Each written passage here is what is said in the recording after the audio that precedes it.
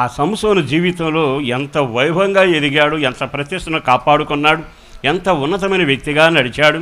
కానీ చివరికి జరిగింది ఏమిటో తెలుసా? నీ వ్యక్తిగత జీవిత అనుభవాలలో కన్నీళ్ళు వచ్చడానికి కారణం ఏమిటంటే నీ సహవాసమే నీకు దోషం. ఎవరితో నువ్వు సహవాసం చేస్తున్నావు?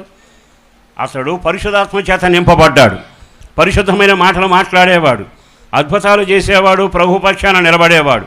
ఏమిటంటే రెండు నక్కలను పట్టుకుని తోకకు నిప్పంటి ఇచ్చేందుకు 300 నక్కలను పోగు చేసుకోవటం పెట్టాడు. మీరు విన్నారా? అంతటి వాడు ఇప్పుడేమయ్యాడంటే కళ్ళు లేని కబోదిలాగా విరపిస్తూ రోధిస్తున్న అనుభవాలు కనబడుతున్నాయి.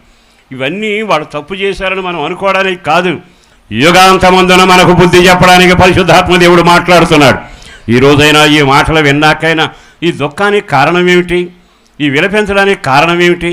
తలదించుకోవడానికి కారణం ఏమిటి? నీ చెడు సహవాసము.